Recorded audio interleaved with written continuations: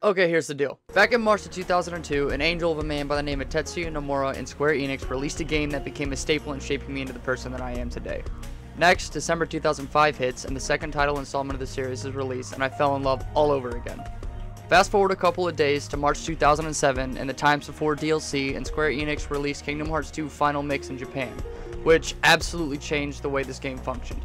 It added new puzzles and secret bosses, new unlockable cutscenes in the endgame, and these assholes right here. This is a collection of 13 super bosses which were completely reimagined and ramped up from the main villains of the game, which took me hours upon hours of trial and error, learning unique fighting mechanics that could only be matched after spending days level grinding and material hunting in order to synthesize a secret weapon which was leaps and bounds above all other items in the game. And that brings us here. In January of 2020, Kingdom Hearts 3's Remind DLC has brought us an entirely new set of insane super bosses to fight in the exact same room with a little bit of a Matrix vibe going on, and I honestly I wanted to record it because I just feel like I want to show people how infuriated these can possibly bring me. So let's get to it. So the way this works is there's a set of 13 darknesses, you'll call it. It really doesn't matter for the sake of this video, but for people who care a little bit about the lore, there's a Keyblade war going on. This thing right here is called a Keyblade. That's the weapons we use in this game. And there was a whole thing about a Keyblade war between pure light and dark. So there was 13 darknesses and 7 lights. And there were Guardians of Darkness, Guardians of Light. We fight, things happen, we destroy Kingdom Hearts, we try not to destroy Kingdom Hearts, whatever it may be. Alright? But this is all of the main bosses in the game. And as you can see, there's 2 that aren't open yet, and that's just because you have to beat all the other 11 before you can unlock the last 2. And they're all numbered because they have different times that they were added into this new organization. It's called Organization 13. And so they're in different orders and whatnot, but I'm just going to go in order of where they are in the room. And this first one right here is young Xehanort. Let's get angry. I'm probably not going to talk too much in this stuff because I have to learn all this, but we'll see what happens when I get to my final attempt. So as you can see right there, these are crazy because they have an obscene number of health bars, right? All of those little dots is an entirely new health bar, and their damage is pretty much maxed out. So even though I have I'm max level 99, and I have the strongest weapon in the game, it's the Ultima Blade, which you have to go through and do a whole bunch of secrets and mini games and find special materials around the world in order to make it. And with all of that, I can die in 2 hits. And there's 13 of these. And this is a form change I get. It's the Ultima Blade. So all the weapons in this game have special abilities. And this one being the strongest weapon in the game, the Ultima form is... Ah! Don't blink. That I gotta dodge. I can't block that. Woo, boy.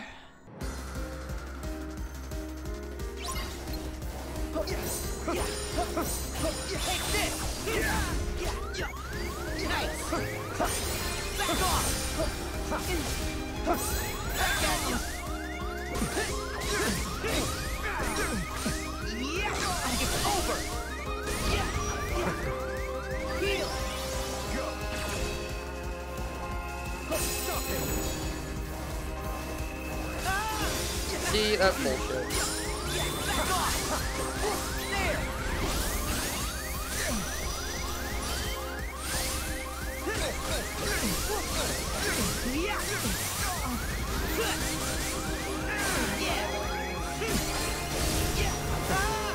Oh shit.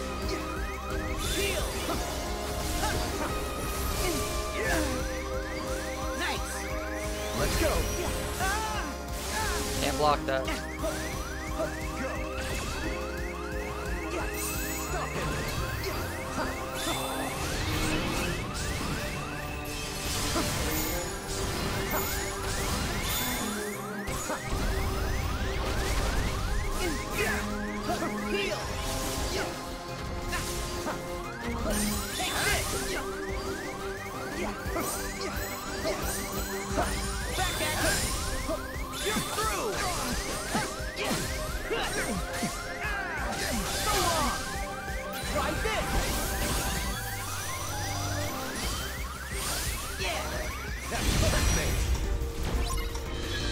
Oh, what is happening?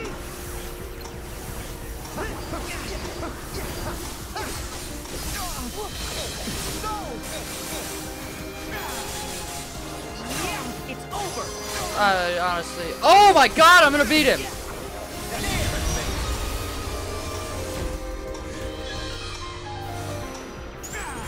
Back off. Heal. Got him. Nice. Back off. Back at you.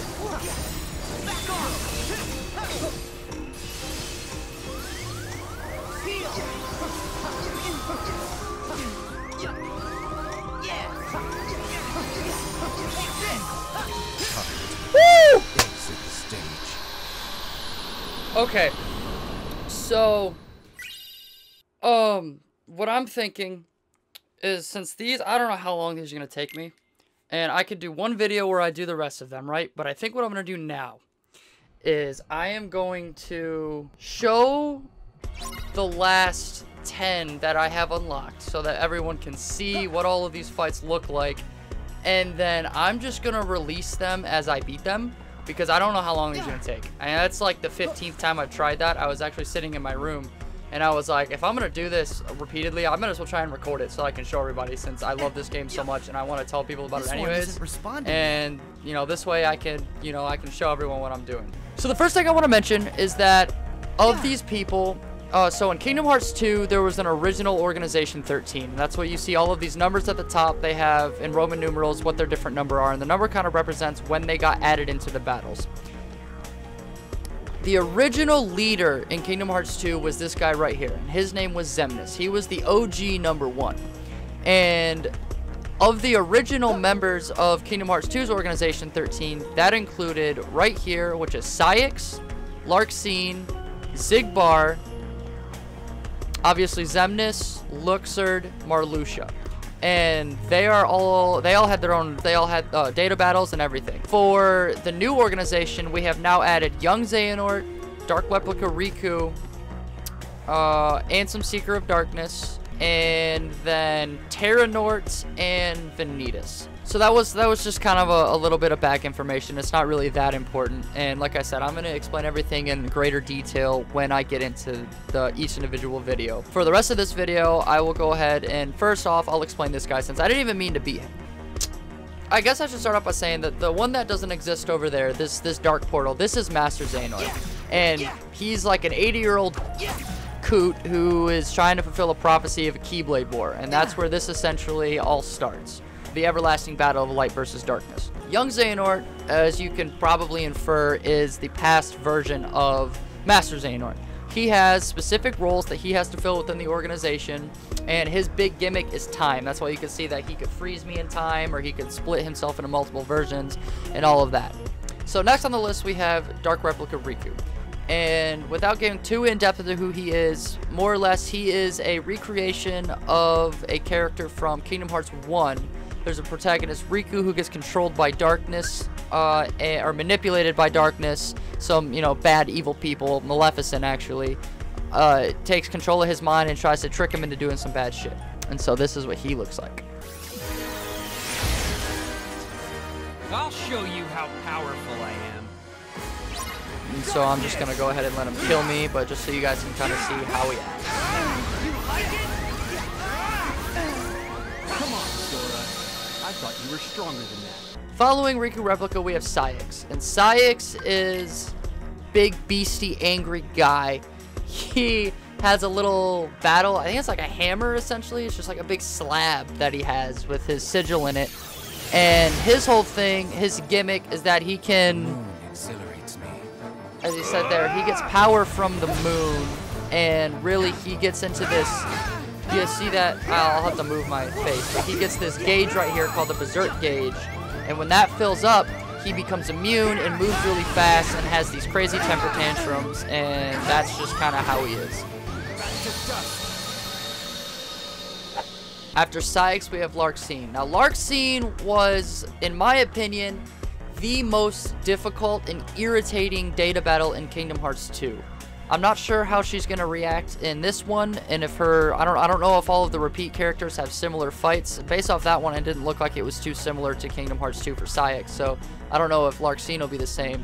But she is basically evil bad bitch. That's who she is. She's mean, she's crude, not crude. She's mean, she's rude, and she just really doesn't care about anyone. And her whole gimmick is that she has lightning powers. Really? Do we have to do this? What's the matter? And that was Larxene.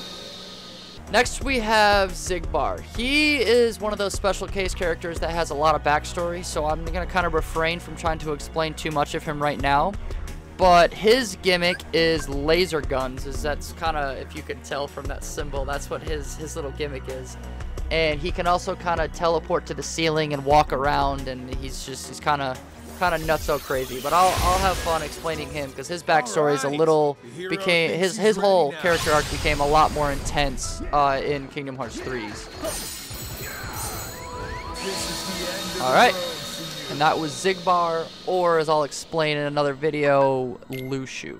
Once we have completed him, we'll move on to Ansem, Seeker of Darkness. Now, Ansem, Seeker of Darkness was the main antagonist in Kingdom Hearts 1, kind of before this series became the super crazy convoluted thing that it is. Essentially, his whole thing is that he doesn't like, or that he's corrupted by darkness, and so everyone else needs to be corrupted by darkness. Sleep in darkness.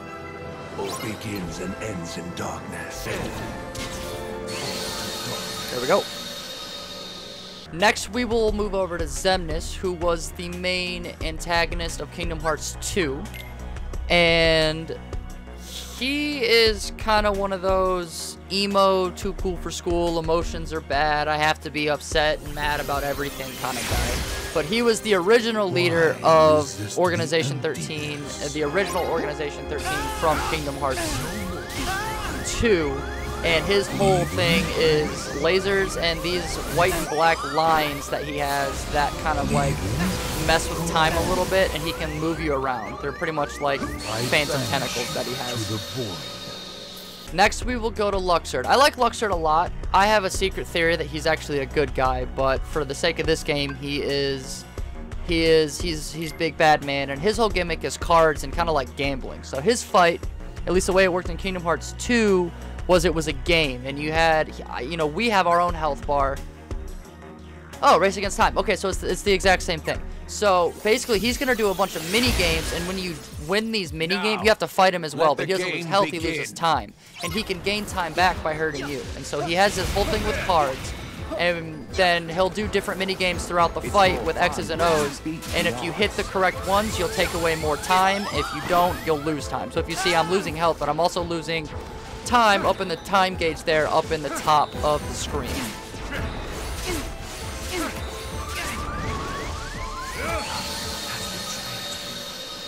Then we move over to Marluxia. Marluxia was my second least favorite fight in Kingdom Hearts 2, because in the Kingdom Hearts 2 data battle, it was based off of a hit counter, and the hit counter was linked to your level. So if you're level 1, for example, you can only get hit one time or you lose. Or you can't get hit at all. You get hit once, you lose.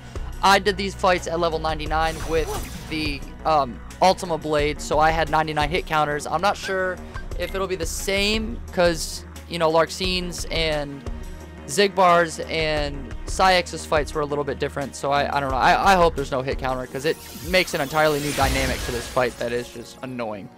But this is Marluxia. He's kind of the pretty boy, uses flowers, he's really fast, he teleports everywhere. Oh, there's no hit counter, perfect. So he's just kind of teleporty guy in this one.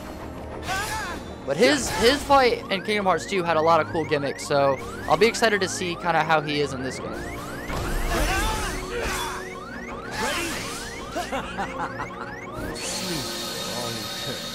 That was Marluxia. Now we move over to Xehanort. Xehanort is, anyone related to Master Xehanort is gonna be, it's gonna take a long time to explain, but just a kind of a quick synopsis. He was from Kingdom Hearts Birth by Sleep, which is kind of a prequel to all of these games. And there's a character, Terra. Terra and Master Xehanort fight like 75 years in the past or whatever it is, 100, you know, however long ago it is. And then Master Xehanort needs to cast his old form because he's an old fart bag, and he corrupts Terra's body. So he kind of looks exactly like Terra from Birth by Sleep, but he's got a different hairstyle. Or same hairstyle, it's white now, to kind of show that he's been, you know, overtaken. Accept the darkness. Over here. And his gimmick obviously is darkness, but then also he's got, and I don't know if it'll show up in this fight or not, but he's got a, I'll put up on the screen, he's got a little minion guardian of darkness that follows behind him. That guy, right there. Okay, so I don't even have to put up the picture. After that, we'll move over to Vanitas, and Vanitas, he's gonna take the longest time to explain, so I'm not even gonna try to explain it because he's kind of linked to like 4 different people. Well, technically 2 different people, but there's a whole connection of life, and when you die, you become other people. And so I'll have a whole video dedicated to explaining his character. He's another one that was from Kingdom Hearts Birth by Sleep. Once we complete those, this will unlock, and this one right here will be Xion. She is technically, actually not technically, she's a good character, but there's a battle that happens in the game before she switches back to light again, and so she is another one that's extremely convoluted because she's practically the exact same person as Sora, but she's not. And this guy right here, this is Sora, the main character, and so that will, I'm actually kind of glad that that's like, I have to do all these battles to unlock that first, because this will take a long time to explain. And then after we do that, we'll come over here to Master Xehanort, who's not really complicated to explain. He's pretty much just the main bad guy of Kingdom Hearts 3. So, I'm excited. I hope everyone else is excited. I know a lot of people have kind of a certain interpretation of what they think Kingdom Hearts is. And so it'll be cool for me to kind of show what makes Kingdom Hearts so fun for me. And it's these things right here, the puzzles and the secrets and the really complicated battles that you don't really get to see unless you do a whole bunch of stuff before you beat the game to unlock them. And so I'm excited, and I hope everyone else is excited too. Without further ado, I will let you all go about your days. You know what to do. Like, comment, subscribe. Let me know what you like. Let me know what you don't like. And I will see all of you in the next video. Peace.